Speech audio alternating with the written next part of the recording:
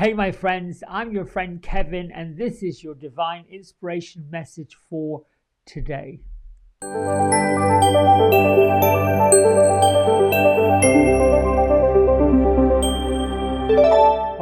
right. So, welcome, everybody. I think I've got all the realms. I've got the fairies this week. I've got the divine masters this week, and I've got the affirmation cards this week. So let's get right to it. The Happier Me affirmation for today, and they all link together. I love how this happens. I release all negative thoughts about the past and all worries about the future. And look, this woman's blowing on, I don't know, I think that's a dandelion, whatever she's blowing on. Why worry about something that hasn't happened yet when you can just as easily choose to believe that everything will work out? Yes. It all works out. My isms. I am generating and radiating the vibrational energy of joy, abundance, and love. Oh, yes, I am. And then I am accepting and allowing all the changes in my life with a grateful heart, and so it is. These are like, yes, I am, so it is. Let's go. If it's got to be, it's up to me. And I heard this from an amazing woman, Jane Bruce, who stepped out of the, whatever you want to call it, the divine closet, and created an oracle deck. Just out of the blue, said, I'm going to do it. And she did it, did crowdfunding and everything. And that's when she said, if it's got to be, it's up to me, right? And I'm like, oh, I'm going to use it. But I'm also going to give her credit. All right. This blew my mind today. Well, I'm going to get to something else first before I tell you what blew my mind, because it did blow my mind, which doesn't take a lot these days. We are in a number 2 angel numerological, I can't say that word. Angel numerology day. Keep the faith. Number 2. Watch your negative thinking. Well, hello. This was the date, and I got the number 2, and then this card came out. I release all negative thoughts about the past and worries about the future. There you go. You can't. It's just here. It's just the wisdom, the energy. You lean into it. Be supportive, harmonious, go gently, be sensitive to yourself and sensitive to others. The number 2 energy is about being tactful, cooperative, loving, kind. And it works with the divine feminine, which is where this comes in. Above all, don't give up on anything. Ask for help if you need it. Reach out for support, because everything is going to be okay. It is. You can pull the 8 of Swords if you want to. You can look at the Wise Counselor, which in traditional tarot is a Hierophant. Ask for the help of Archangel Jophiel, which is that beautiful magenta pink, and Archangel Raguel.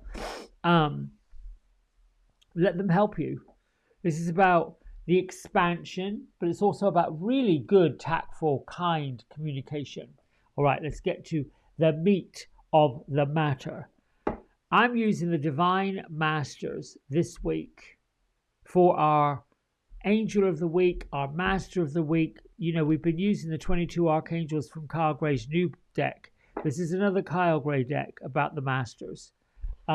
Look who came to say hey. But she comes with a really important message. Mary Magdalene, or Mary of the Magdala, is teaching us that we are the sacred vessel. You are the answer.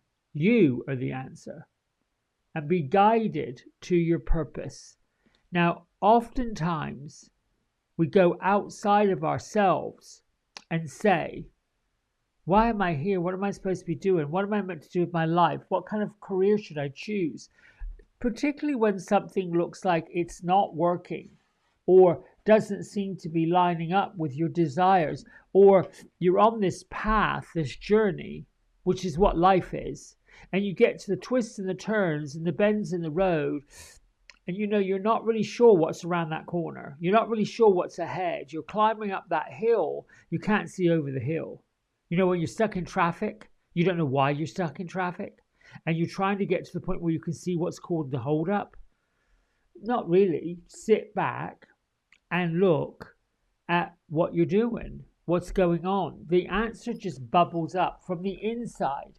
Go within and you won't go without. I want to go into a little bit about Mary Magdalene, because Mary Magdalene was considered to be the prophet of prophets. She was supposedly, reportedly, the first in human form to go to the tomb of Jesus when he was crucified. And the Miriams, these angels, came and said, listen, Jesus has got a message for you. And Jesus trotted out all of the kind of prophecy and gave her these like psychic insights. Well, perhaps God did. So when she was, being that she was one of the first followers of Christ Jesus, when he was going out speaking the message of God, the divine, giving divine inspiration, hello, to everyone, she became this known as this incredible seer, this incredible psychic, this medium of that time was this woman, Mary Magdalene. It's a bit like before the pagans, before the witches, before tarot readers. We have in scriptures this Mary Magdalene, and she was called all kinds of names. Does that all sound familiar?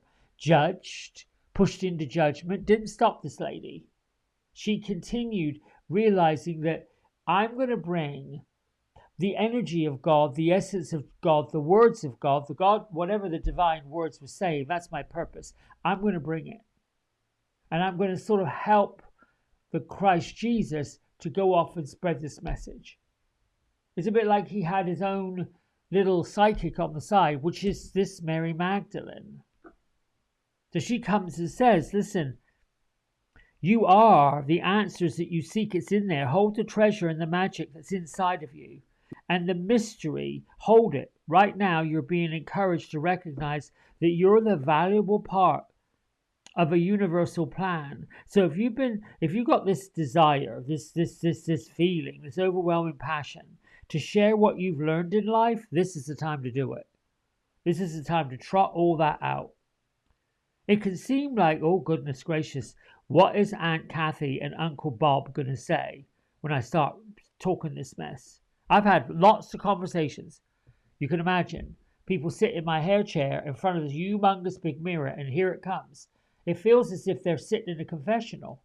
And it's okay. I don't mind. It's not negative. It's not anything. They just want to talk about it. And for some reason, off they go. And I am grateful, honored to be that valuable vessel that they get to say these things to. So if you're comfortable with the gifts and the teachings that you're teaching, you've got that sacred energy that inside of you that allows you and others to see who you are, to see what you are, to see. They don't necessarily have to know. You have to come up with this big description. You know, I am this great whatever you want to say. I mean, you don't have to have these big, humongous, big descriptions. The energy that you bring, the essence that you bring, the light that you bring, the love that you bring, the fun that you bring, whoever you are authentically is what people are going to see. So let the light of the Magdalene, which is the essence, the truth, the chi, the energy. Mary Magdalene was Mary of the Magdalene, of that divine stuff. Let that stuff surround you, that juju, we want to call it, and encourage you to recognize the healing, incredible healing that you have. Even if it's just a word, even if it's just a touch, even if it's having the ability to look somebody right in the eye. Today, being a number 2 day, you're working with the divine feminine. And this could be part of the divine feminine. So take some time to reflect. Take some time to look at where are you most beneficial. And I would say, likely, it's when you're helping people. It's when you're being of service, and it doesn't matter. You don't have to, like, what can I do? I want to do it. I want to do it. Whatever floats your boat, do it. Not to get anything in return, but to do it. Now, let's move on, because I want to know what the fairies have to say. They're going to be with us all week. I felt like I wanted something light, something playful, and something fun. So here comes the fairies. Gertrude, yes, she said, yes, yes, yes, yes, yes. She's got her wands out. Now, Gertrude is, where are you? It's deep in the forest, but it's not dark. She says, the sunlight's here, but she wants some shade. Um, well, obviously, here comes Beatrice is with her. And Beatrice is actually taking a step back while um, Gertrude is with her people, the fairy people, the fun people. The gnomes is our card. Okay, you ready? The King of Winter. Now, winter in traditional tarot is the suit of swords. So this could be the King of Swords. Um, in this deck, I guess you could call it winter. You know, winter we do a lot of reflecting, we do a lot of thinking, we do a lot of somewhat planning, not so much. It's a time to sort of really slow down a little bit during the winter months. But the message that comes with it is knowledgeable. The King of Winter is experienced. The King of Winter is fair-minded. The King of Winter, the King of Swords, is unemotional. And that means really it's a day of not being reactive, of not being, oh my goodness, horribleizing things. There's some kind of soccer match going on with England and Spain today. Yesterday, somebody got on a radio show and said that her dad had predicted every one of the England matches, and he said that the score is going to be 1-0. I don't know what it is right now, because here I am on the east coast of the United States, and it's, 6:39 in the morning, so they've probably got kickoff or it's close to it. I'm not a soccer fan, but that's okay. Anyway, the message. I like this pic. Oh, I like this image. Get advice from someone professional, someone objective, or be into public speaking. This is about unemotional relationships.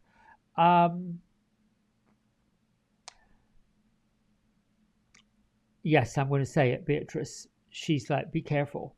Some of you might have bumped up against people who may have seemingly changed or altered their position about you, perhaps about your friendship, or more importantly, as you enlighten, as you lighten up, as you find the divine feminine, the divine masculine, as you are leaning into ease, balance, peace, tranquility, you are becoming the light.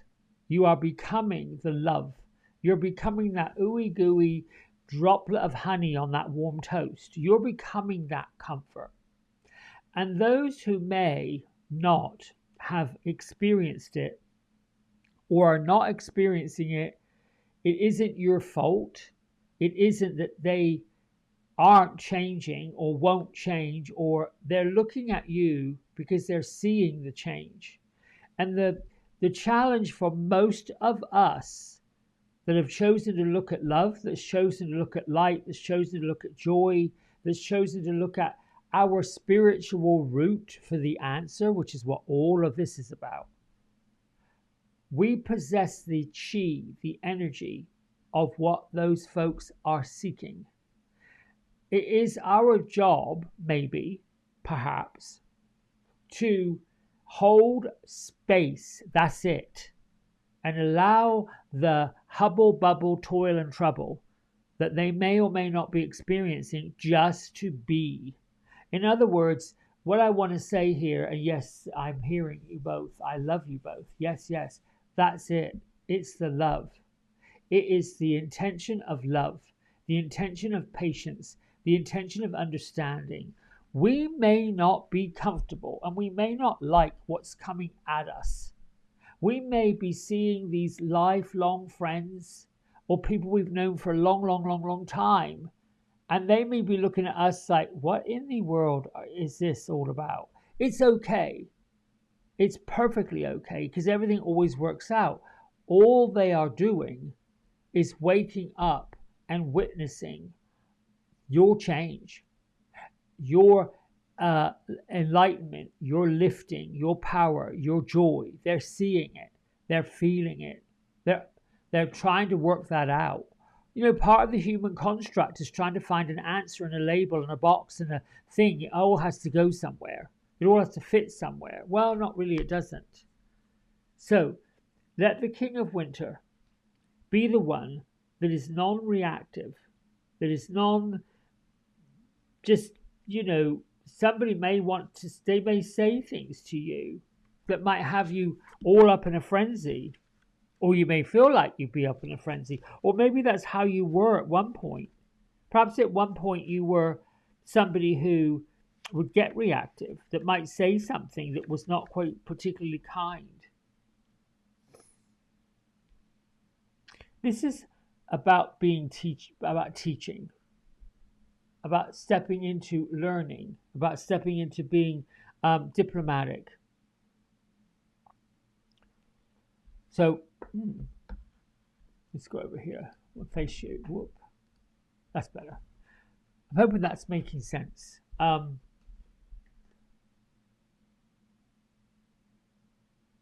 This King of Winter has an owl, like a totem, dressed up in ermine, enjoying the fruits of just being stoic, being in that space, in that, that beautiful space of meditation, that meditative state where you're just going inward.